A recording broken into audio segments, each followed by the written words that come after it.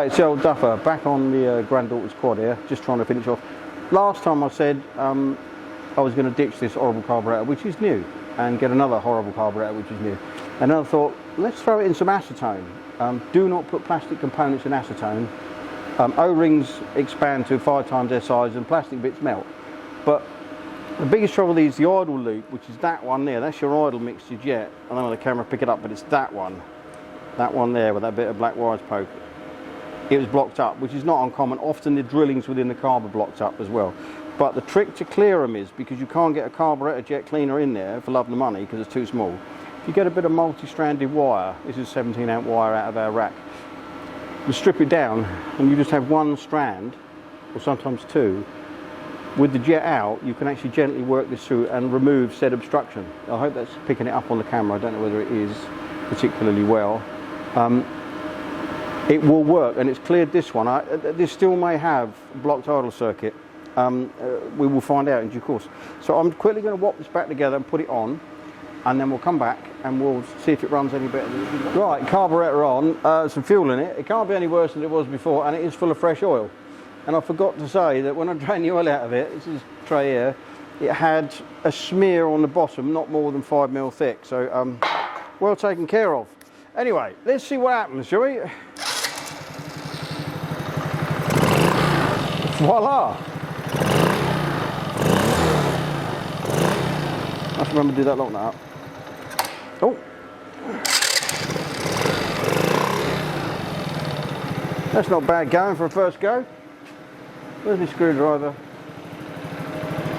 No idea what I do with my screwdriver. Little one anyway.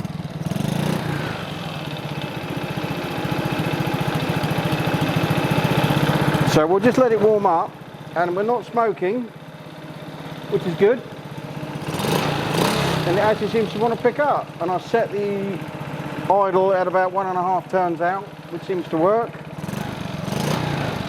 And now it's full of clean oil, it doesn't rattle. Funny that. That's a screwdriver I'm looking for. My wonderful assistant pointed out the bleeding obvious, which I couldn't see. But obviously this wants to warm up. You can't really make many adjustments until it warms up, so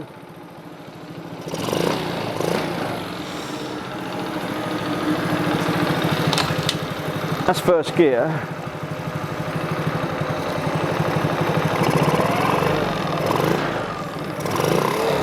Second. Oops. I'm getting over enthusiastic here because it's actually running and not running like a bag of nonsense. So I'm tying myself in knots here. Don't do this at home, kids. In theory, that should stay going. Right. That'll be third. That'll be fourth.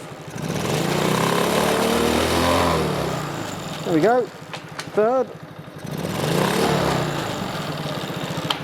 Second. First. Neutralis. There we go. And it's still running. It sounds alright actually. So that's pretty cool. The only thing is, where these things get laid up, when I finish with this, even today, I'll run it out of fuel, take the bung out the bottom of the carb, and I will spray brake cleaner down through the fuel intake to wash any of this modern unleaded fuel, well, it's not fuel as I remember it anyway, out, because it will snot this carburetor up within a week and cause trouble. And now it's clearly running, and that was a bit of luck. I didn't expect it to clean out, I really didn't. I've been here so many times before. But that actually sounds really good. So, cool. Right, so the next job is to put the plastics back on and sort out my footrest area, so Littman can't put a daisy in the old wheels as a whizzing round. So we'll cut this for now, and we'll come back when I've got this together, and I'll show you what our problem is and how I'm going to overcome it. I can get a right-hand plastic, can't get a left-hand plastic, so I would imagine more left-hand plastics get broken than right, and hence there's none available. So, all right, don't go away. We'll come back when I've finally finished the granddaughter's, well, one of 3 granddaughter's quads.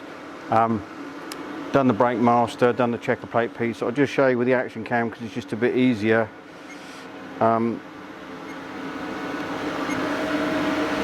Been trying to drag that off the tripod, but I made the step out of 3mm checker plate, which actually ends up being about 5mm thick. It's way over the top on a bit of channel I had at an alley.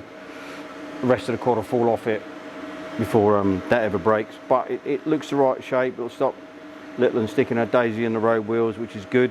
And if you come around here to the brake master, what I do to make life a bit easier to get them on because of these stupid throttle controls, I use the old front cap from the old master and put in front of it as a spacer and use longer bolts, and then I cut the lever and V'd it, notched it in and then welded it up so it's a bit more, it gets a bit closer for Little to get hold of. I know she's too small this year, but another year to go by and she'll be able to do it.